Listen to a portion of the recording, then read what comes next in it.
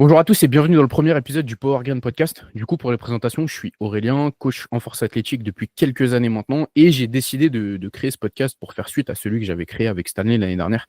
On l'avait créé parce qu'on est tous les deux des passionnés de force athlétique et qu'on s'était dit que nos discussions pouvaient intéresser des gens. Visiblement, ça a été le cas parce qu'on a eu des super retours et j'ai eu envie de continuer ce qu'on avait entamé. Du coup, la ligne directrice du podcast, ce sera la même, donc c'est-à-dire actualité du monde de la FA, interview d'athlètes et d'acteurs du sport, preview et review de compétition, etc., etc. Et aussi, je voulais préciser que bien que je sois coach et qu'il y aura quelques sujets autour de l'entraînement et du coaching, je tiens quand même à ce que le cœur du podcast ne soit pas tourné autour du coaching, parce que c'est un sujet qui est déjà bien couvert par mes collègues coachs. Aujourd'hui, pour le premier épisode, je reçois Karl, qui est athlète et coach en force athlétique. Ça me tenait à cœur de commencer cette série d'épisodes avec lui parce que Karl, c'était le petit protégé de Stanley. C'est grâce à Stanley qu'on s'est rencontrés et c'est aussi un des premiers à m'avoir encouragé à continuer le podcast. Donc voilà, on y est. Du coup, Karl, est-ce que tu peux te présenter? Ouais, bien sûr. Du coup, déjà, merci beaucoup Aurélien de m'inviter en premier sur la relance du podcast. C'est vraiment un honneur. Du coup, moi, c'est Karl. Je suis donc pratiquant et du coup coach aussi en force athlétique. Donc moi, pour faire donner un petit peu de contexte, ce qui m'a amené à ce sport-là, c'est une inscription en salle de sport en 2021. Où j'ai tout de suite commencé, sans savoir que le powerlifting existait particulièrement, à pratiquer les mouvements de compétition. De fil en aiguille, du coup, j'ai pratiqué, et j'ai su que ça existait. Ensuite, après, je me suis tourné vers les compétitions, j'ai pris un coaching avec Stanley, et voilà, ça s'est passé comme ça. Pour le côté coach, du coup, en fait, ça s'est fait en même temps. Comme j'ai tout de suite accroché, et que j'étais en parallèle en licence TAPS et que je m'intéressais déjà à tout ce qui était préparation physique, etc., je me suis dit carrément, pourquoi pas en fait devenir coach dans la pratique directement. Donc j'ai abouti mon cursus l'année dernière et puis en parallèle en fait je me formais à côté, à droite à gauche et du coup j'en suis arrivé là quoi. Ok, super. Et du coup, avant de t'inscrire à la salle, etc., tu as déjà fait des sports quand tu étais plus jeune? Ouais, alors en fait j'ai fait à peu près 12 ans de foot Ok. dans les clubs à côté de chez moi en fait en manière générale. Pas forcément à très très haut niveau. Le plus haut que j'ai joué c'était en régional. Donc c'était un niveau correct quoi, mais pas sans plus. Ok. Et du coup, pourquoi tu t'étais inscrit à la salle pour commencer? En fait, moi, alors certains vont peut-être rigoler, mais moi, en fait, c'est juste que de base, je suis un gros fan de Dragon Ball. Et Ok. en fait, quand je voyais les physiques qu'ils avaient depuis tout petit, en fait, j'ai toujours voulu faire des sports un peu pas forcément de contact, mais où il y avait un peu cette notion de force. Et en fait, à la fin, j'ai passé le pas après le confinement. Je me suis dit, il faut vraiment que je m'inscrive. Et puis au final, en fait, ça s'est fait comme ça. Je faisais des max tous les jours. Tout le monde me traitait d'ego lifter. Et puis en fait, après, j'ai su que ça existait, donc j'ai pratiqué.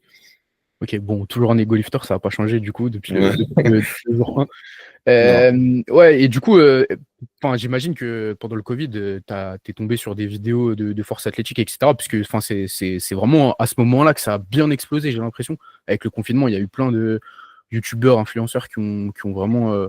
Ils avaient que ça à faire, donc ils faisaient des vidéos. Et, ça a bien explosé. Et vraiment, ouais, à la suite du Covid, il y a eu énormément de nouveaux pratiquants de power. Du coup, ok, super. Je voulais qu'on parle aussi un petit peu là de ta dernière saison là avec ta bonne performance au championnat de France. Du coup, voilà, est-ce que tu peux revenir un petit peu sur ta saison? Ma saison, en soi, il y a eu que deux compétitions, parce que c'était les France Open l'année dernière Ouais, et ensuite les France Jeunes. Un peu en dents de scie, parce que quand tu m'as repris, c'était un peu compliqué. Je te rappelle au tout début. ouais. Pourtant, les perfs allaient, hein, mais c'était un peu compliqué. Un peu cassé de partout et tout, bref. Du coup, on est bien revenu. On a fait vraiment une grosse prépa où j'ai jamais été aussi fort depuis que je pratique, parce qu'on avait fait 775 en fin de picking.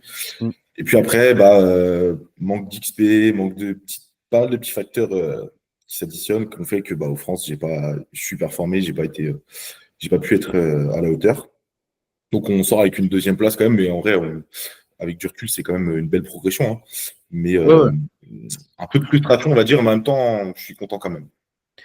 Ouais, enfin, je vois ce que tu veux dire parce que du coup, deuxième place, donc sur le papier, on pourrait se dire grosse performance. Mais Mm. bah, du coup, c'est Lyon qui gagne. Il gagne avec 757. Et quand on sait que bah, du coup, tu avais fait 775 à l'entraînement, en plus, enfin, souvent, les poids, enfin, les charges d'entraînement sont.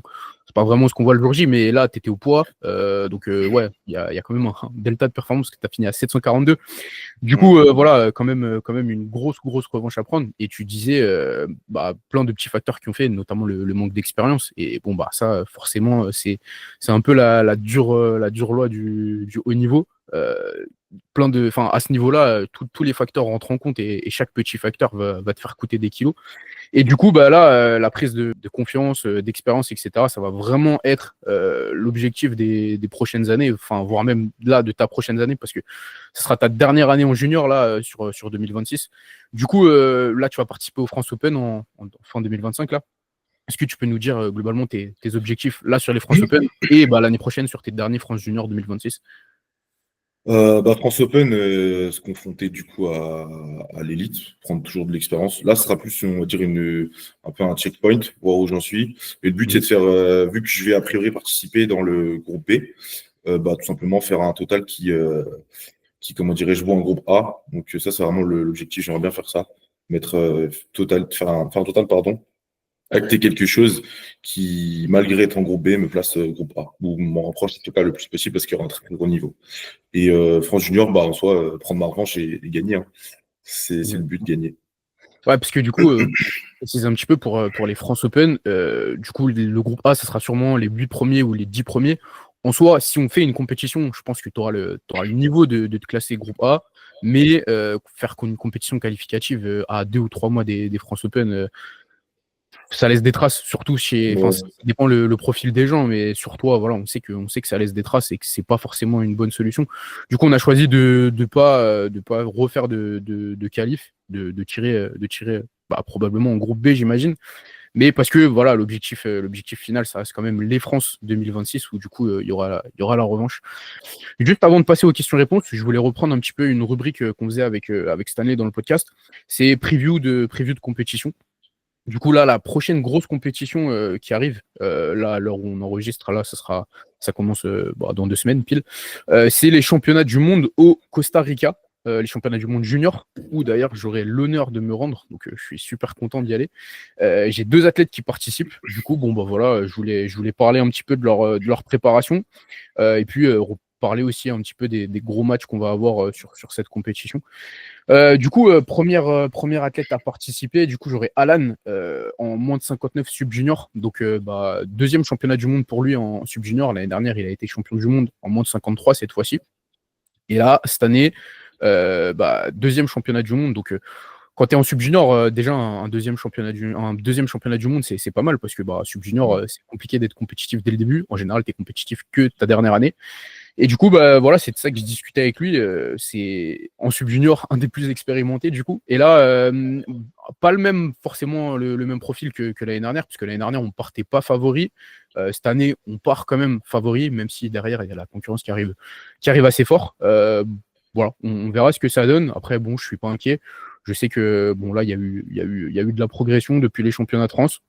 Notamment, on l'a vu encore une fois sur le deadlift, même si le bench a bien évolué aussi. Donc voilà, on verra ce que ça donne, mais en tout cas, je suis très confiant. Et puis, bah, les objectifs, ce sera évidemment d'être champion du monde. Et puis, pourquoi pas aller se confronter au record du monde Open, qu'il a déjà passé plusieurs fois à l'entraînement. Donc voilà. Et deuxième athlète à participer, cette fois-ci, ce sera chez les filles avec Émilie en moins de 84 junior. Elle aussi, du coup, deuxième championnat du monde. Elle avait fait troisième l'année dernière. Mais bon, c'est pas le même profil. L'année dernière, on va dire que c'était sur sa première année de compétition. Il y avait moins de maturité. Alors, je ne la coachais pas encore. Elle avait fait troisième. Et cette fois-ci, bah, on part premier avec quand même pas mal d'avance sur la deuxième. Donc bon, bah voilà, là aussi, enfin, elle va mettre à profit l'expérience de l'année dernière. En plus, c'est une athlète qui a un gros passif de haut niveau, puisque même si elle est débutante en force athlétique, elle a fait pas mal d'années à haut niveau en aviron. Du coup, bon, voilà, d'un point de vue gestion, en compétition, il n'y a pas de problème avec elle. Voilà, donc bon, de toute façon, je vous le dis en avance, il y aura des podcasts du coup avec Alan et avec Emily, puisque vu que je me rends sur place au Costa Rica, bah, je serai avec eux là-bas et je tournerai un podcast avec Alan et avec Emily. Il y aura aussi pas mal d'autres matchs, notamment moi, deux matchs qui m'intéressent pas mal là. Ça sera en 74 junior entre Balthazar et Elliot Saïk. Qu'est-ce que tu en penses un petit peu là? Bah, franchement, alors sur le papier, c'est vrai que sur les nominations, Balthazar, il peut paraître loin. Ouais. Mais franchement, il a l'air vraiment bien en forme. En plus, il est venu s'entraîner chez nous il n'y a pas longtemps. Il est affûté, il a l'air vraiment solide. Il a l'air vraiment très solide. Donc, moi, j'ai hâte de voir ce qu'il va faire. Ouais, franchement, ça va être un beau match. Et en fait, le total avec lequel il est inscrit, ça reflète pas forcément son vrai niveau, puisque c'était ses premiers championnats de France. Au squat, il s'est contenté d'aller chercher le record open, alors que bon bah voilà, il avait quand même un peu de marche parce qu'il a fait 283 au squat, mais on l'a vu squatter 300 kilos sur une compétition squat only juste après. Bon, il était un peu plus lourd que sa catégorie, mais on l'a quand même vu squatter 300 kilos. Et puis bah, sur le deadlift, pareil, sur sa troisième barre, qui d'ailleurs il a pulvérisé, mais Ouais. pas validé parce que, je sais pas, il a fait un double départ. Ouais, il a tiré 2 fois. Ouais. Il a tiré Ouais, 2 fois. petite erreur, petit manque d'expérience, mais du coup, bah, on voit qu'il y a encore pas mal de kilos. Pareil au bench, 175, alors que bon, bah voilà, on l'a vu bencher bien plus. Donc franchement, ça va être plus serré que prévu. Et voilà, on verra. Hein. Elliot Saïk, gros contender. Première année en junior, du coup, parce que l'année dernière, il était en sub-junior. J'étais à Malte, je l'avais vu en direct squatter 295 en 74 sub-ju. C'était vraiment délirant. Donc voilà, on verra, on verra. Euh, Ensuite, on peut parler un petit peu de ta catégorie, du coup, les 83 juniors. Bah, vas-y, je te laisse. Ouais, c'est assez violent. Après, je connais pas tous les. Enfin, j'ai regardé du coup sur les réseaux un petit peu. J'en connais certains, mais pas tous. Mais bah, ça joue les trois premiers, ça part sur du 800 au moins à peu près. Ouais, même les Donc, quatre, en vrai, t'as le quatrième qui ouais, est à les quatre, ouais. 712, donc en vrai, ouais, ça va être. C'est très costaud. Bah, du coup, forcément, comme c'est ma catégorie, je vais regarder. Après, moi, faut savoir que quand je regarde ça, c'est surtout pour entre guillemets me hype Ouais, avant bien d'aller à sûr. l'entraînement. Donc, ce sera surtout de ce point de vue-là que je vais regarder. Et puis, bah, pour aussi voir un petit peu ce que demande le très très haut niveau. Euh, et ça, forcément, c'est toujours une petite leçon d'humilité aussi. Donc, on Ouais, ira s'entraîner et puis faire confiance au process. exactement.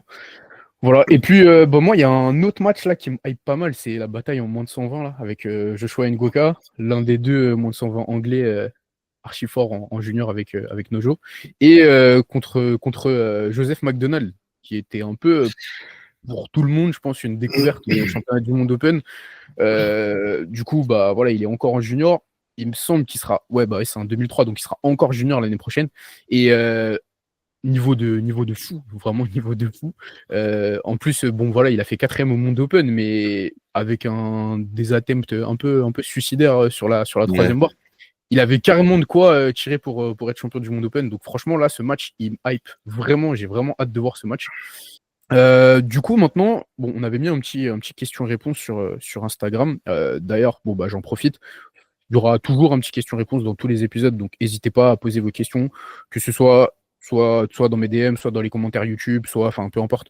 Attendez pas forcément que je mette une petite boîte à questions pour les prochains podcasts. Voilà, du coup, première question, on a une question de Quentin qui nous dit: Salut Karl, comment arrives-tu à gérer entre ta journée d'entraînement et ton travail? Donc, en fait, globalement, là, fais-nous un 24 heures de la peau de Karl.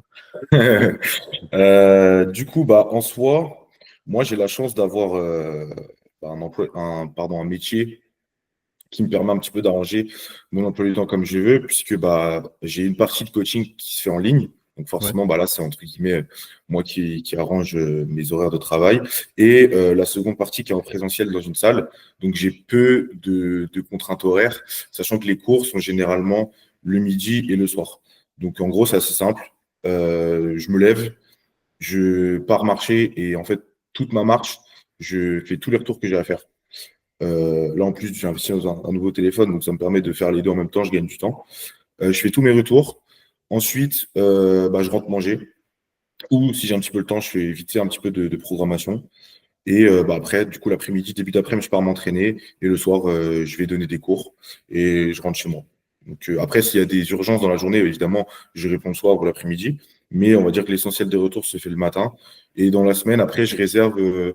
Euh, Généralement, 1 ou 2 journées pleines où là, c'est que de la programmation. Ok. Donc voilà.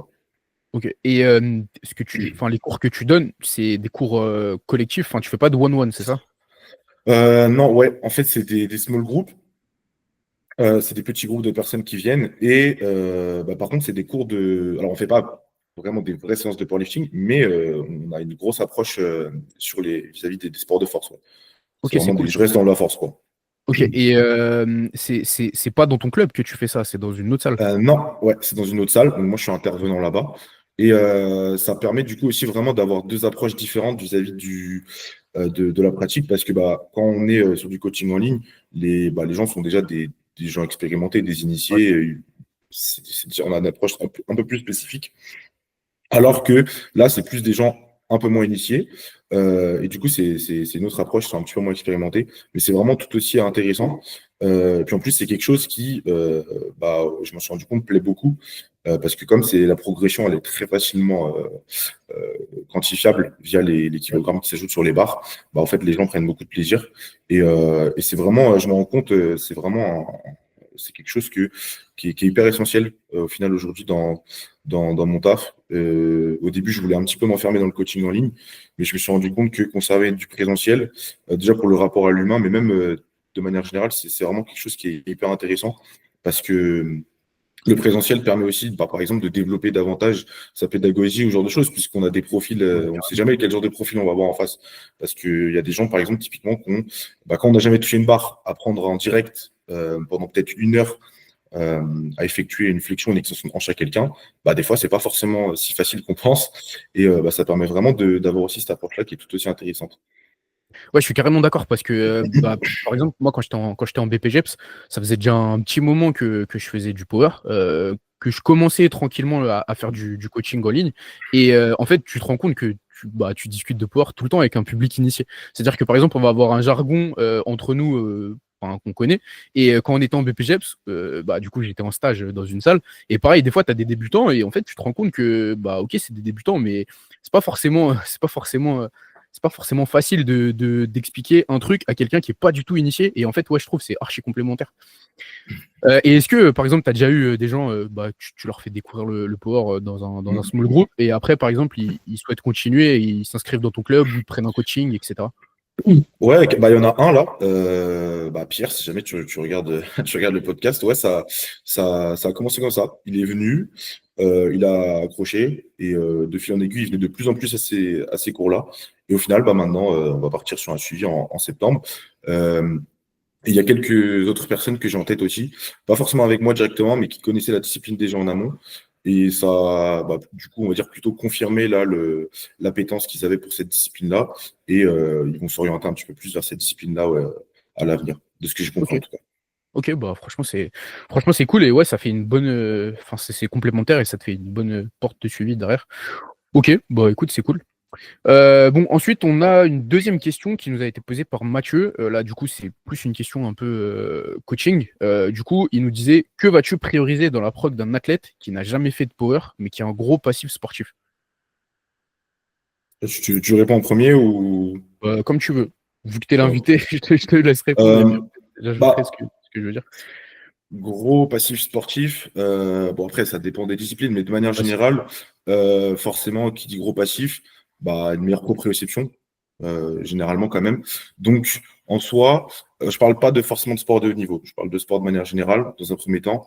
J'irai tout simplement sur une base d'intro, comme chez quelqu'un qui n'est pas initié, mais peut-être que j'irai m'exposer à un peu plus de spécifique, puisque la personne aura plus de facilité à bouger son corps, à ouais, comprendre les patterns fondamentaux de base plus rapidement. Ou peut-être même qu'elle les aura déjà effectués en amont via, je sais pas si elle fait du rugby, peut-être que la personne a déjà eu des séances de PPG, donc elle connaît les patterns, elle sait bouger son corps par rapport à quelqu'un qui n'est pas du tout initié.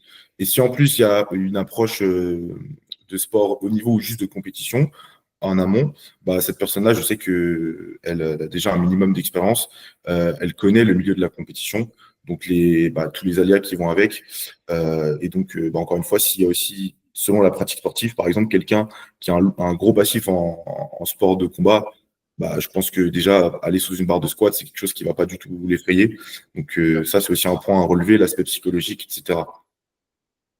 Ouais, je suis d'accord avec toi. Bah, du coup, j'aurais pas ajouté grand-chose, mais comme tu disais, ouais, déjà d'un point de vue physique, ça dépend le sport. Évidemment, si le mec il a un passif de haut niveau en, je sais pas, en course à pied, ou le mec ça fait 4 ans qui fait de la muscu, forcément, ce sera pas, enfin, t'auras pas la même base musculaire, etc. Mais comme tu disais, un mec enfin, qui a un gros passif sportif, en général, il connaît son corps beaucoup plus qu'un débutant, il sait bouger, et il va réussir à mettre en place beaucoup plus facilement tes consignes enfin, il va réussir tout simplement à bouger plus facilement, comme tu dis, au niveau de la proprioception, etc.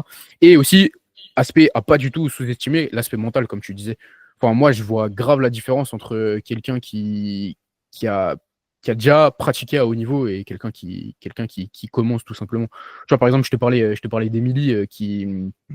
qui du coup, euh, qui du coup est débutante en force athlétique, parce que là c'est que sa deuxième saison, donc en soi on peut la qualifier encore de débutante. Par contre, elle a déjà fait des championnats du monde, des championnats d'Europe en aviron, et donc forcément d'un point de vue approche mentale d'un entraînement, d'une compétition, y a pas de problème, tu vois. Par exemple, je te prends un débutant, imagine, voilà, il va faire une mauvaise séance. Directement, il va tout remettre en question. Pour lui, c'est la fin du monde. Alors que bah, par exemple, quand tu as déjà eu fait du haut niveau, forcément, tu sais que c'est pas toujours tout rose. Tu sais que bah, y a des fois, ça se passe mal et enfin, tu fais confiance au process. Tu vois, tu remets pas tout en question directement. Et ça aussi, c'est archi important. Mm. Voilà. Bon, on passe à la troisième question. Question de Louis, du coup, sur ta carrière, j'imagine. Quels a été tes plus gros moments de doute et qu'est-ce qui t'a poussé à passer ces moments de doute, à se dépasser, quoi. Les moments de doute, bah, en soi, euh, ça va surtout. C'est surtout aussi il y a une période, on en avait déjà un petit peu parlé d'ailleurs, il y a quelques mois là.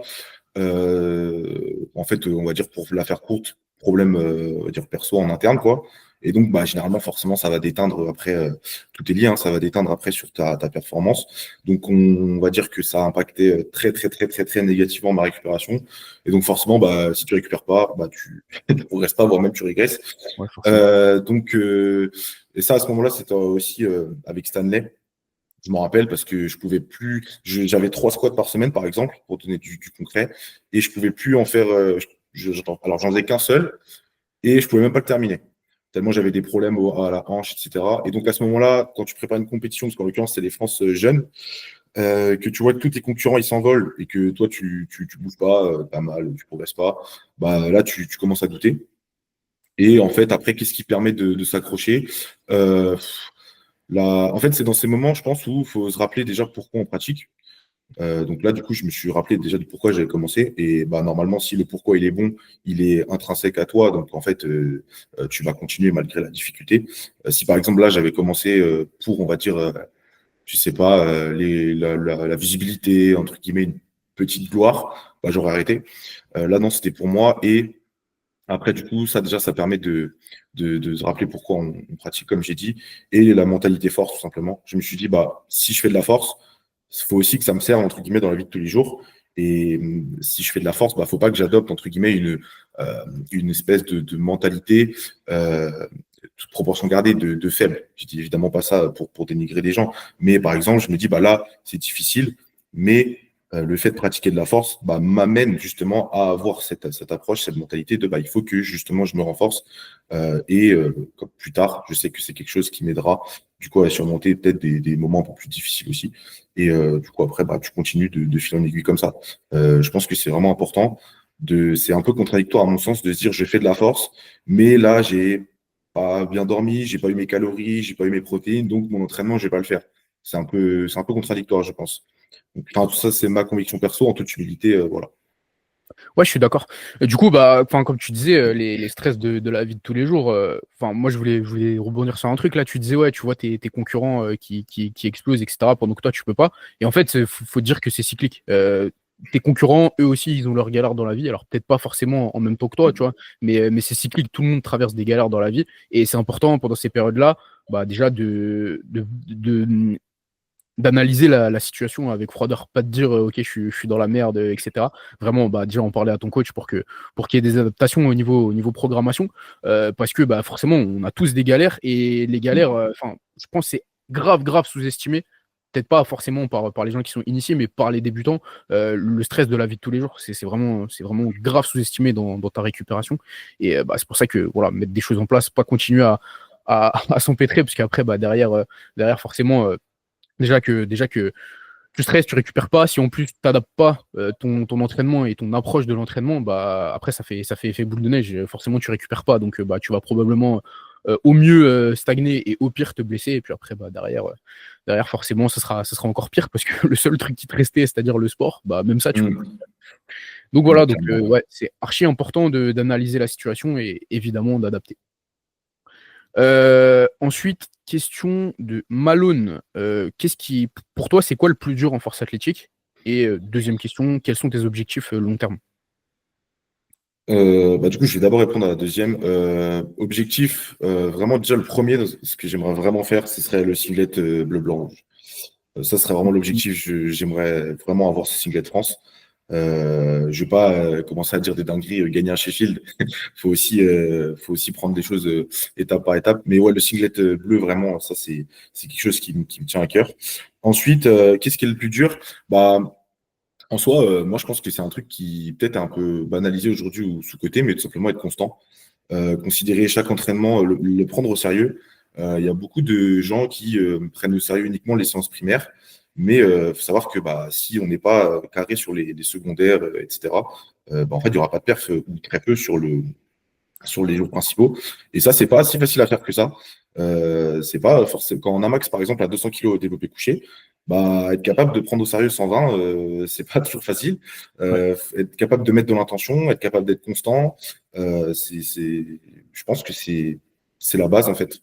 Être constant et du coup amener de la pérennité après dans la pratique parce que bah, c'est à long terme en fait qu'on devient fort.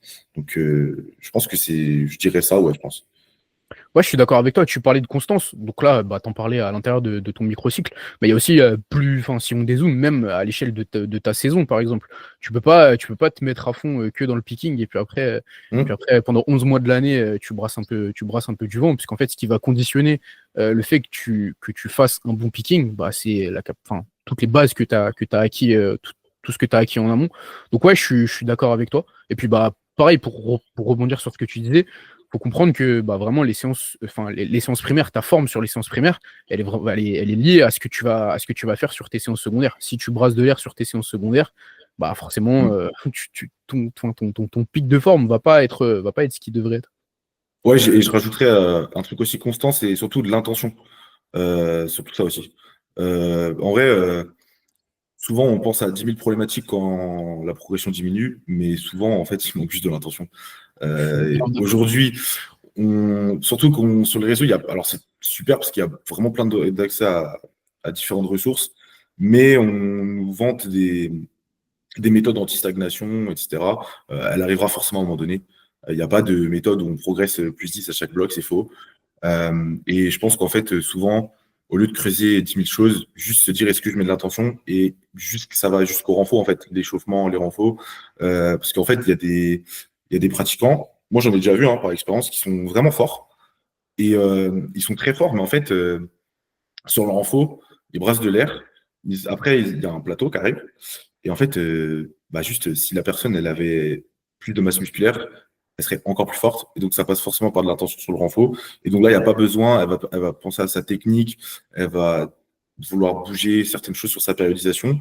Mais en soi, si le travail, elle l'avait déjà fait en amont sur l'intention du renfort, parce que c'est très très long, le processus amener du renforcement, de la masse contractile en plus, c'est très long. Bah, si elle avait fait en amont, en fait, elle aurait déjà potentiellement évité, en tout cas, ce ralentissement très prononcé. Ouais, je suis grave d'accord. Vraiment, comme tu disais, l'intention, que ce soit sur le renfort, mais même surtout sur tes back-off, sur tes séances secondaires, Oui, etc. oui. Alors, tu disais, ouais, les méthodes anti-stagnation, d'accord, mais est-ce que t'en veux déjà? Est-ce que tu mets toutes tes ressources, enfin, toutes les ressources disponibles, est-ce que tu les mets dans ton entraînement? Et ouais, en fait, je suis grave d'accord. Vraiment, Ouais. je suis vraiment archi d'accord avec toi. Genre, très souvent, tu as Mm. des athlètes qui te disent, ouais, mais là, ça stagne, etc. Ouais, mais est-ce que tu mets les choses en place? genre vraiment avant de vouloir remettre en question ta programmation, etc. Genre, est-ce que tu fais les choses correctement? Et quand je te dis choses correctement, je te parle pas de traquer tes calories, d'avoir une montre qui surveille ton sommeil, etc. Mais juste, est-ce que quand tu vas à l'entraînement, déjà, t'en veux, tu vois? Ça, c'est Mm. archi important. Ouais, et puis surtout qu'aujourd'hui, je pense que, et tant mieux, mais le powerlifting, enfin, la force athlétique, là, c'est vraiment une discipline dans laquelle, par rapport à d'autres sports, la plupart des pratiquants, ils sont vraiment en avance sur les méthodes de récupération, Ouais, ils ouais, savent très bien ce carrément, qu'il faut carrément. faire. Donc souvent, ils font tout bien, ils font déjà tout bien vis-à-vis de la récup. Et donc, si la récup, tout est bien fait, bah, déjà, du coup, c'est peut-être au niveau de l'entraînement qu'il faudrait plutôt se pencher, à commencer du coup par l'intention. Ouais, je suis d'accord. Je suis d'accord. J'ai rien à rajouter, je suis d'accord avec toi. Ensuite, on a une question de Thomas. Du coup, question pour Karl. Il demandait quelle est la différence de coaching entre celui de Stanley et d'Aurélien. Parce que du coup, pour mettre dans le contexte, pour ceux qui connaissent ni moi ni Karl, Karl était coaché par Stanley avant. Et du coup, j'ai récupéré Karl à la suite. Du coup, voilà. Déjà, est-ce qu'il y a une différence? Et s'il y en a, est-ce que tu peux en parler? Différence sur on va dire en termes de programmation, on a repris un petit peu la trame de ce qui marchait bien. On a rajouté les choses qui manquaient potentiellement. Pour l'instant, ça semble très bien fonctionner. Donc, en soi, on spam un petit peu les basiques, quoi. Après, non, c'est aussi pour ça en fait que moi, je me suis tout de suite redirigé vers Aurélien. J'hésitais au début à repartir en auto-coaching, mais je suis clairement pas un bon profil pour ça. Donc du coup, en fait, je savais qu'Aurélien était très, très, très proche de Stanley, donc forcément une approche un petit peu similaire, les mêmes convictions. Et en fait, forcément, du coup, il y a relativement peu de choses qui changent, puisque c'est ce pourquoi j'ai voulu reprendre avec Aurélien. Donc non, pas forcément. Peut-être les retours épicés, on va dire. Aurélien prend un peu plus de pincettes que Stanley, on va dire, mais sinon, non. Ouais, et puis en fait, Stanley et moi, on parlait beaucoup de nos athlètes. Et tu vois, par exemple, toi ou même Sosa, parce que du coup, j'ai repris trois athlètes de Stanley qui sont toi, Sosa et Emily. Emily, c'est un peu différent parce que elle n'a pas eu le temps de bosser longtemps avec Stanley, mais toi ou Sosa, en fait, on parlait déjà de Ouais. vos cas quand c'était Stanley qui vous coachait. Donc en fait, je connaissais déjà l'athlète. Et vu que le taf de Stanley était bon, en fait, on a juste repris les bases, comme tu as dit. Voilà. Réponse pour la question de Thomas. Ensuite, question de Noah, c'est un truc qu'on avait déjà, Stanley et moi, on en avait déjà parlé sur un podcast. Pour toi, quelle responsabilité a un athlète vis-à-vis d'un coach et du coup vice-versa? Euh, L'athlète, pour commencer vis-à-vis du coach, c'est un mot qui revient souvent, mais c'est vrai, proactif en soi. Être proactif. Moi j'aime bien donner. Alors, elle vaut ce qu'elle vaut, la comparaison, l'analogie, mais l'image d'un guide.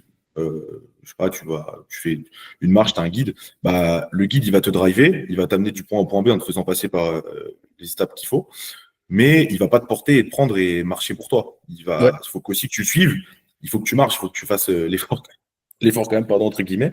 Du coup, c'est un peu l'image que je prends.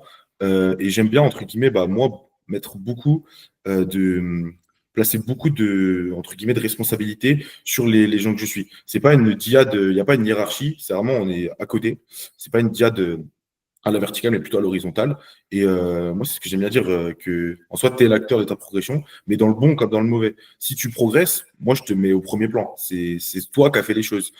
Et si à l'inverse, il y a une période plus compliquée, évidemment, ça ne veut pas dire que je ne me remets pas en question, pas du tout. Je le fais tout le temps. Mais je vais aussi, du coup, dire que là, est-ce que les choses ont bien été effectuées? Donc en vrai, ouais, je pense que le coach, évidemment, driver et adapter en fonction de la situation, savoir doser, frein, accélérateur, etc. Réorienter si besoin quand il y a des problématiques qui dépassent aussi ses compétences, parce que c'est important de le dire aussi, que ce soit sur de la préparation mentale ou de la réa, par exemple, etc. Mais je pense que le gros du gros, ouais, c'est de la proactivité du pratiquant. ouais, je suis d'accord. Par rapport à l'analogie que tu utilisais, j'utilise à peu près la même. C'est un truc que j'avais vu une fois dans une story. Je crois que c'était Mohamed de OPT qui avait mis ça en story et c'est un truc que j'avais bien kiffé et du coup, je le réutilise un petit peu. Il disait qu'en fait, le coach, c'est Waze, tu vois. Genre, il va te Ah oui, prévenir oui. du chemin à prendre. Il va te dire, fais attention, là, il y a la police. Fais attenon, là, il y a un truc qui est sur la route. Fais attention, là, il y a un trou sur la route. Mais par contre, après, soit tu l'écoutes, soit tu peux faire le débile et décider de l'ignorer, tu vois. Mais après, bah, c'est ton problème. Voilà, tu ne diras pas qu'on t'avait pas prévenu. Et ouais, souvent, on pense un peu que en fait, le coach, c'est le tout-puissant, il va te dire fais ça et tu fais ça. Donc en fait, c'est archi pas le cas. Le coach, il va te dire, grâce à son expérience et bah, enfin, ce qu'il a acquis, etc. Je pense que ça, c'est le mieux. Mais après, l'athlète peut aussi avoir ses expériences à lui. Par exemple, quand je vais coacher un débutant, je vais pas du tout avoir le même travail que je vais avoir avec toi parce qu'en fait, le débutant, il n'a pas l'expérience et donc en fait, tu vas lui apporter les clés. Quand je te coach toi, bah en fait, je sais que déjà d'un point de vue toi-même, tu te connais. D'un point de vue programmation sur la force athlétique, tu te connais aussi. Donc en fait, ça va pas être le même travail. Et toi, par exemple, là, nous deux, on a beaucoup plus un travail de collaboration dans le sens où moi, je te propose des pistes, on y réfléchit ensemble. Et voilà, des fois, je te dis, attention, là, tu t'écartes un petit peu trop, etc. Mais ça va aussi dans l'autre sens où des fois, tu me dis, bah là, je pense qu'on devrait plus un petit peu faire ça. Et au final, on tombe sur un compromis. Et au final, voilà, c'est plus ça. Et après, bah ouais, tu disais responsabilité de la tête. Enfin, non, c'était dans la question. Moi, un truc qui est archi important, c'est communiquer avec ton coach déjà, mais surtout lui dire les choses. Tu vois, des fois, il y a des trucs qui sont pas faits, l'athlète communique pas. Il y a des trucs qui sont faits en plus, l'athlète le dit pas. Et ça, en fait, bah, le coach, encore une fois, si on reprend l'analogie de Waze, moi, je te donne le chemin à faire. Après, si tu te trompes de chemin, te plains pas qu'il y a 15 minutes en plus ou qu'il y a des bouchons, tu vois. Mm. Je suis d'accord. Ouais. Je suis d'accord et je rajouterais peut-être aussi que euh, faut faire attention à pas confondre. J'avais vu ça, c'était bah si tu vois très bien qui c'est, je pense le 93, le champion de Émile Krastev, Ouais. qui disait, parce qu'il est coach aussi, qui expliquait qu'en fait, on paye pas pour des kilos en plus quand on prend un coach. C'est pas parce que tu payes que les kilos vont s'ajouter sur le total comme ça. Il y a quand même quelque chose qui reste toujours à faire. Donc, c'est plutôt, je dirais, peut-être pour tu t'achètes du temps, des connaissances, de la formation aussi. Parce que je pense que c'est important aussi de faire en sorte que tes coachés ils soient par minimum formés. Mais c'est pas des kilos qui s'ajoutent. Et je pense que parfois, peut-être que certains s'attendent à ce que tout de suite, hop, le total, ils prennent plus de 100. Alors oui, quand tu es débutant ou t'es pas vraiment initié, bah ouais, c'est souvent ce qui se passe en peu de temps. Tu prends beaucoup de kilos. Mais à un moment donné, du coup, bah, quand ça commence un petit peu, les bases sont posées, ça va aller moins vite. Et c'est là où bah, faut comment dirais-je, je pense, switcher un petit peu d'approche. Ouais, bah, tu vois, si on reprend la même analogie de Waze, bah ouais, il va te donner la route, mais il va pas conduire à ta place, tu vois. C'est pour ça que cette Mm. analogie, elle est archi bien, parce qu'elle s'applique à peu près à tout. Et ouais, bon, voilà. Je pense qu'on a un peu fait le tour de la question. Mm. Ensuite, il y avait une question de Wazef qui s'appliquait plus à moi. Du coup, je pense, il me demandait, est-ce que le fait de faire passer ton métier de coach avant ta propre carrière te fait pas du mal? Il me disait, est-ce que tu n'as pas l'impression d'être passé à côté de quelque chose? Et du coup, en fait, archi pas, parce que pour moi, ma carrière, ma carrière de coach, elle est vraiment, vraiment beaucoup plus importante que ma carrière d'athlète. Et je prends carrément même plus de plaisir à faire progresser des gens et mettre à profit mes connaissances dans le coaching plutôt que de ma carrière d'athlète. Bon, on va pas se mentir, il y a aussi parce que bah, visiblement, je m'avère être un meilleur coach qu'un meilleur athlète, mais en soi, j'ai toujours kiffé. Et même, par exemple, quand à USCOV, je suis un peu, dans les préparations, je suis là, je vais aider les gens, etc. Je prends beaucoup plus de plaisir à faire ça.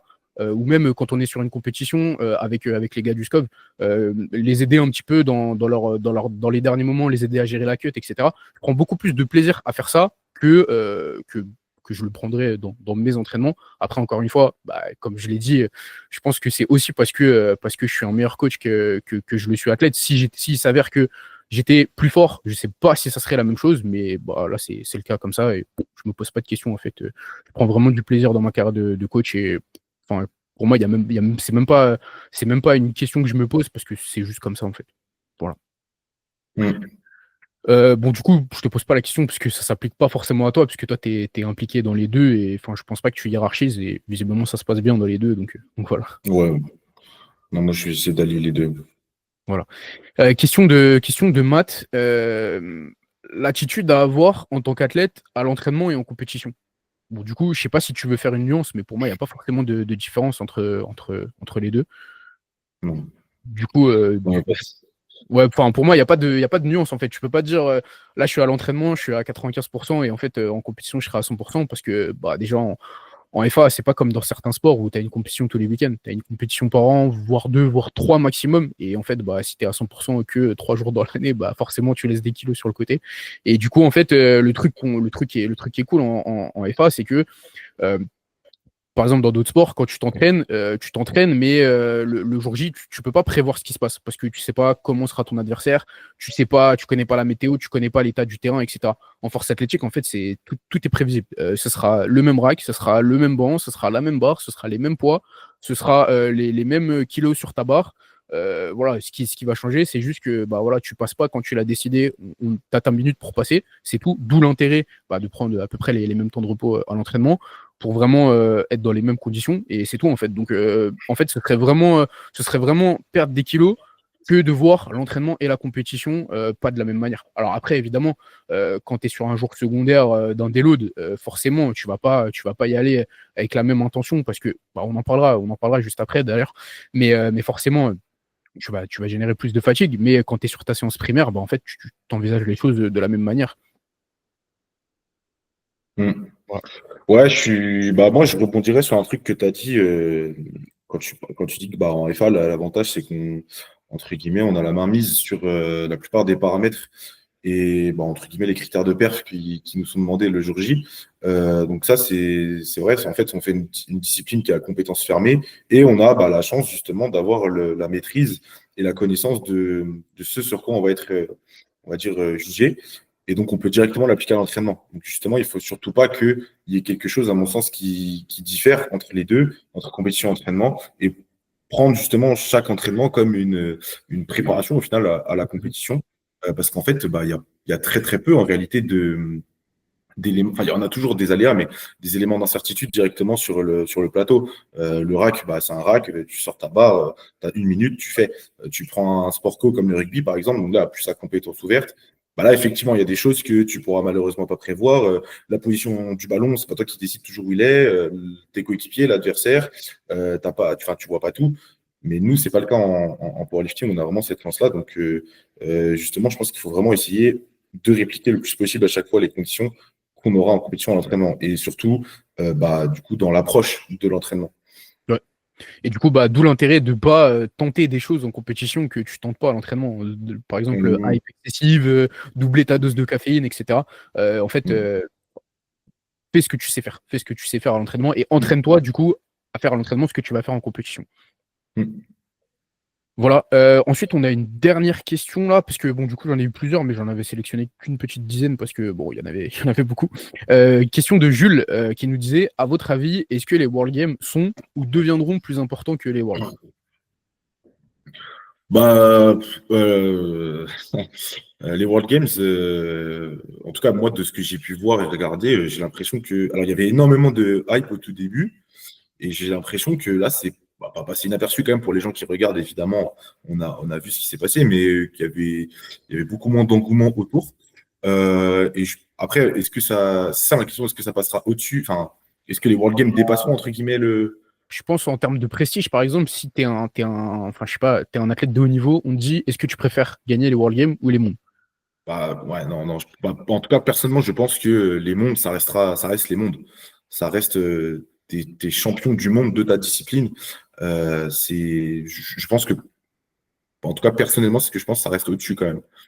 Ouais, je suis d'accord. Et puis même en termes d'engouement, franchement, on a bien vu Mm. qu'il manquait vraiment 80% des top athlètes. On a vu où il y avait des plateaux où en fait carrément ils devaient rajouter une minute de pause parce qu'ils étaient pas assez pour remplir le plateau et que ça fait passer les lifters toutes les 4 minutes. Du coup, ouais, bon, on verra à l'avenir, hein, mais en tout cas pour moi, enfin, c'est pas les premiers World Games en powerlifting, mais en tout cas, en Raw, ces premiers World Games ont été un peu un flop. Après, au niveau de l'organisation, ça avait l'air vraiment exceptionnel. J'ai vu des stories, etc. Il y avait 26 combos Eleco tout neufs, etc. Mais visiblement, les athlètes ont pas été au rendez-vous, parce que les athlètes qui ont été là ont performé, il n'y a pas de problème, mais les athlètes n'ont pas voulu participer, visiblement. Donc bon, on verra. Peut-être que, Mm. peut-être que cette première édition réussi, on leur donnera envie de faire dans 4 ans, on verra. Mais ouais, je sais pas, on reparlera de ça dans 4 ans, du coup. On se reposera la Mm. question dans 4 ans, mais ouais, visiblement, ce premier épisode en gros, quand même été pour moi un flop. Voilà. Bon, voilà, on a fait un peu le tour autour des questions. Je voulais juste aborder un dernier sujet qui, du coup, est un sujet qui traite du coaching. Parce que c'est un sujet qui est important pour moi. Et bah, vu que je te coach, voilà, on y a été confrontés tous les deux dans notre collaboration. Je voulais parler de l'intérêt du déload. Et en fait, là, les gens, ils vont croire qu'on parle que d'un point de vue déload de physique, mais enfin, physiquement, récupérer physiquement. Mais je voulais aussi qu'on parle de l'intérêt du déload pour récupérer mentalement, en fait. Donc voilà, je sais qu'on en a déjà parlé un petit peu. Je sais pas si tu voulais un petit peu commencer le sujet ou si tu veux que je commence. Non, non, bah, je peux ouvrir sur la chose. L'intérêt du déload, bah, perso, alors je pense pas que le déload ce soit quelque chose d'absolument nécessaire. Quand la périodisation et le calendrier sont bien gérés, on peut tout à fait faire sans. Par contre, je pense qu'en tout cas pour des profils comme le mien qui montrent très très très très haut sur des fins de bloc, le déload il permet surtout une récupération, bah, on va dire peut-être plus cognitive, psychologique, etc. Et shifter plus sur une appréhension de l'entraînement plus chill, on va dire ça comme ça, pour bah, permettre de rattaquer fort ensuite sur une semaine 1. Personnellement, par exemple, je sais que si je finis très fort sur un bloc important, pardon, et que je rattaque tout de suite une semaine 1, physiquement, je peux le faire. C'est pas le souci. C'est plutôt, par contre, est-ce que je vais réussir à mettre beaucoup d'intention et est-ce que je vais pas avoir, entre guillemets, au niveau de ma hype, un crash prématuré dans le bloc. Et c'est plutôt bah, dans ce sens-là où je pense que ça peut être une option qui est très intéressante dans certains cas pour cette récupération justement un petit peu psychologique où là on se dit ok je fais une semaine où je vais un peu plus cool, j'ai des charges légères, mes séances, du coup, sont potentiellement un peu moins longues. Je peux arriver à la séance sans forcément devoir mettre le maximum d'intention, même si c'est important, encore une fois, comme on l'a dit, et plutôt avoir cette appréhension de l'entraînement un peu plus cool, quoi. Ouais, je suis d'accord. Du coup, en fait, enfin, là, je vais plus parler des athlètes qui sont compétitifs. Et quand je dis compétitif, c'est pas au niveau, enfin, pas avoir un niveau compétitif, mais qui se veulent être compétiteurs et qui veulent mettre toutes les chances de leur côté pour progresser au maximum. Et ça, je crois qu'en force athlétique, ça représente quand même l'immense majorité des athlètes, hein. C'est pas un sport où, enfin, il y a des gens qui pratiquent pour le plaisir, mais honnêtement, comparé à d'autres sports, bah, c'est quand même un sport où les gens veulent faire de la compétition, veulent progresser. Et en fait, forcément, bah, quand tu veux progresser, on en parlait tout à l'heure, il y a toute une question d'intention. Et l'intention que tu mets, forcément, ça laisse des traces. Ça laisse des traces de toujours rester concentré à fond, 100%, tout le temps te mettre dans ta séance. Et c'est pour ça que bah, là, on parlait du déload. Et c'est pour ça que moi, c'est un truc que j'adopte avec vraiment beaucoup, beaucoup d'athlètes. Des fois, on me dit, ouais, mais je suis pas fatigué, etc. J'ai pas besoin de déload. Et je dis d'accord, ok. Bah, du coup, je fais le test. Je te dis rien, on fait le test, on enchaîne sur un autre bloc, et puis tu vois que en fait, au bout de 2 blocs, la personne elle te dit ouais, mais en ce moment j'ai la flemme, j'ai plus trop envie de m'entraîner, etc. C'est pour ça qu'en fait, pour moi, le deload c'est archi important parce que, bah, par exemple, selon la longueur de ton bloc, 3, 4, 5 semaines, une fois tous les 3, 4, 5 semaines, tu as une semaine où vraiment c'est ok d'avoir la flemme. Et moi, je te le dis, c'est ok d'avoir la flemme. Si pendant le déload, tu me fais un retour et tu me dis j'ai pas envie, je te dis bah, c'est pas grave. Par contre, si tu me dis ça au cours d'un bloc, bah, je te dis bah, revois tes objectifs. Tu veux être compétitif, là, on est en plein milieu de ton bloc, tu peux pas me dire que tu as la flemme, tu vois, je te veux à 100%. Mais bah, en contrepartie, moi, je t'autorise pendant le déload d'avoir un petit peu la flemme, de skip, même si c'est pas idéal, skip quelques exos pendant le déload, etc. Par contre, bah, dès qu'on recommence le bloc et sur la semaine 1 du prochain bloc, là, je te veux à 100%. Et c'est archi important parce que, comme tu disais, surtout encore plus chez les lifters comme toi qui vont monter très très haut en termes d'activation, ça génère vraiment énormément de fatigue. Et encore une fois, bah ouais, c'est super important. Moi, limite, au final, ce qui me fatigue le plus sur les fins de bloc, c'est peut-être même pas tant la charge dans l'absolu ou l'effort, bah, c'est au final, c'est le niveau de hype, en fait. Euh, Après, moi, je prends pas excessivement de stimulant, mais si en plus tu couples ça avec beaucoup de caféine, etc., la redescente, elle peut mettre un certain temps. Il faut pas sous-estimer ça, c'est pas forcément quelque chose de comment dirais-je, d'aigu. Ça peut vraiment devenir chronique si on enchaîne à chaque fois. On reste constamment sur un niveau d'activation assez haut. Et bah, c'est important aussi d'avoir des phases où on redescend. Ça fait vraiment partie de la récupération.